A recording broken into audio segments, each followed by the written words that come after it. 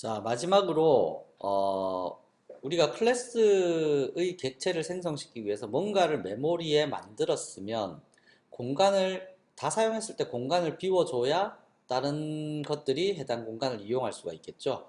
역시 마찬가지 자바에서도 다른 언어와 마찬가지로 힙 영역에 특정한 영역을 사용을 했으면 사용을 하고 더 이상 쓸 일이 없다라면 없애 주셔야 되는데요. 삭제를 해 주셔야 되는데 자바에서는 임의적으로 여러분들이 삭제할 방법은 없습니다. 그때 자동으로 그러한 삭제와 관련된, 그러니까 메모리의 소멸과 관련된 역할을 하는 것이 바로 가비지 컬렉션인데요. 가비지 컬렉터라고 부릅니다. 뭐 어떤 하나의 동작하는 모듈, 기계라고 보시면 되는데, 가비지 컬렉터는 더 이상 쓰지 않는 쓰레기 값들, 그래서 더 이상 참조되지 않는 값을 없애주는 역할을 해주는 겁니다. 자, 이것을 메모리상에서 예를 들어 보시게 되면 일단 클래스에 대해서 여러분들이 객체를 생성하시는 일을 하면 KOR이라고 하는 가비지 데이터 테스트의 객체를 하나 만들었다고 가정을 했을 때 이 KOR은 일단 스택 영역의 4바이트로 할당이 될 것이고요. 거기에 대해서 뭐 A의 값 혹은 뭐 B의 값 이런 식으로 차례대로 메모리상에 나열이 될 겁니다. 이렇게 나열이 되어 있는 각각의 멤버 필드 값에 뭐 10을 넣든 23.5를 넣든 어떠한 값들을 채우고요. 이렇게 채워진 값이 계속 KOR에 참조되어서 사용되고 있습니다. 그리고 이제 각각의 값들을 출력해 보면 잘 출력되겠죠. 그리고 나서 객체를 다른 객체에 대입해 본다라고 되어 있는데 KOR을 KOR1이라는 곳에 대입을 하기 위해서 이러한 코드를 적었다라고 가정을 해보면 만약 여기의 시작 주소 번지가 10억 번지였다 라면 KOR도 10억 번지를 기억하게 될 거고 KOR1에는 A와 B의 값이 들어가는 것이 아니라 역시 마찬가지 요 10억이라는 숫자가 이 안에 표시가 되어서 들어가게 됩니다. 그렇기 때문에 만약에 이렇게 만들어 놓고 이제 KOR을 더 이상 사용하지 않겠다고 KOR에 널 값을 넣었다라고 가정을 하자고요. 그러면 KOR에 널이 들어갔지만 KOR1이 여전히 어디를 참조하고 있냐면 10억 번지라는 번지수를 참조하고 있죠. 그러면 이 A와 B는 가비지 컬렉터의 대상이 되지 않습니다. 그래서 이 A와 B가 언제 가비지 컬렉션에 의해서 없어지냐면 이 KOR1조차도 널 값이 대입이 되는 순간 그때 바로 가비지 컬렉션의 대상이 되는데요. 자, 이것을 코드로 해서 이제 살펴보시게 되면 코드로 가비지 테스트라고 하면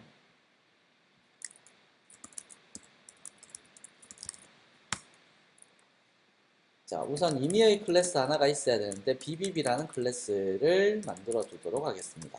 인티저 x와 더블 y라는 두 개를 만들고요. 객체 생성자 이해를 돕기 위해서 디폴트 생성자 하나를 만들어 두었습니다. 뭐 여기서는 아무 일도 안 하는 건데요. 자, 언제 가비지 컬렉터가 동작을 해서 가비지 컬렉션 될 대상이 만들어지냐면 우선 BBB의 객체 B1이라는 것을 하나 생성을 했습니다. 이러면 힙 영역에 메모리가 생기겠죠. 힙 영역에 메모리가 발생을 하고 B1.x의 값은 0 값으로 초기화되어 있을 거고요. B1.y의 값은 0.0 값으로 초기화되어 있을 겁니다. 자, 이렇게 초기화되어서 객체가 생성되었을 때 BBB B2라는 곳에 B1을 넣었습니다. 자, 이러면 만약 힙 영역의 10억 번지의 주소에 메모리가 할당이 되어 있었다라면 B2에도 무슨 값이 들어가 있는 것과 동일하냐면 B2에도 10억이라는 요 주소 값이 들어가 있는 것과 동일합니다. B1도 10억이고 B2도 10억인 거죠. 이 상황에서 B1에 대해서 우리가 널 값으로 치환을 하게 되면 B1에 있던 요 10억이라는 숫자 값은 이제 없어지게 됩니다. 힙이라는 영역이 없어지게 된다는 얘기죠. 그러나 역시 10억 번지는 누구에 의해서 참조가 되고 있냐면 B2에 의해서 참조가 되고 있습니다. 이럴 때는 가비지 컬렉터 될 대상체가 생기지 않습니다. 그런데 이제 B2조차도 널 값으로 만들어 버렸다 라고 하면 어떻게 될까요? 더 이상 10억 번지를 참조하고 있는 대상체가 아무것도 없게 되겠죠. 그렇더라면 요 X와 요 Y는 결론적으로 바로 가비지 컬렉터의 대상이 되는 거고 그때 비로소 우리가 다른 코드를 이 내부에서 이제 하위에서 계속 진행을 하고 있으면 이 프로그램이 실행될 때 요 순간 11번째 라인 이후로 가비지 컬렉션은 스레드의 상태를 확인을 해보고 자기가 수행이 필요하다고 생각되면 해당 메모리를 없애버리게 되는 겁니다. 자, 이러한 식으로 동작하는 것이 바로 가비지 컬렉션이고요. 이 가비지 컬렉터에 대해서는 우리가 배열할 때도 한번 살짝 살펴봤고요. 내용적으로는 이렇게 동작을 하기 때문에 여러분들은 널값으로 더 이상 사용하지 않는 것을 참조 해제만 시켜주시게 되면 정상적인 흐름을 만들어 갈 수 있다는 겁니다. 우리가 그 파트 1에서 메모리에 대해서 설명을 할 때 힙 영역의 메모리에 대해서 설명을 드린 적이 있죠. 그래서 초기에 메모리가 할당이 되고 이 영역에서 참조되는 계속 지속적으로 참조되면 다음 영역으로 옮겨지고 계속적으로 참조된다라고 생각이 들면 영구적으로 사용할 수 있는 메모리 영역으로 돌린다라고 하는 파트 1의 메모리 파트 설명을 다시 한번 들어보시면 이 내용이 뭔지 어느 정도 이해가 되실 것 같네요.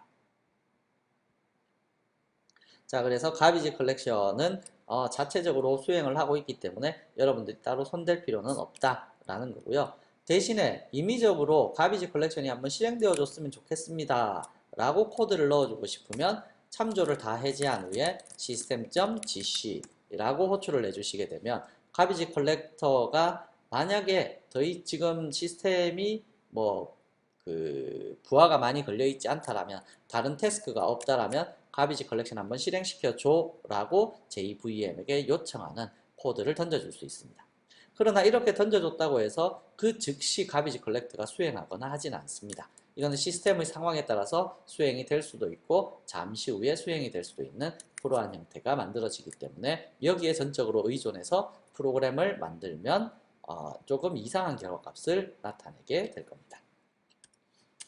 여하튼 이번 라운드에서는 우리가 파트 2에서 이제 본격적으로 배우셔야 될 클래스의 기본적인 개념에 대해서 한번 살펴봤는데요.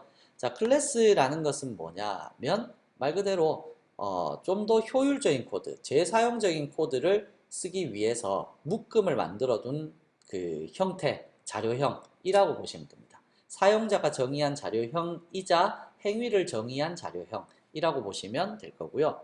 객체 생성의 방법과 메모리 할당은 어떻게 되던가요? 객체 생성은 new라는 예약어를 통해서 객체를 생성을 시키고 이렇게 객체 생성시킨 상태를 인스턴스화 시킨다라고 합니다. 그래서 인스턴스화라는 얘기 자체가 객체를 생성시켰다라는 거고 new라는 연산자를 썼다라는 얘기입니다.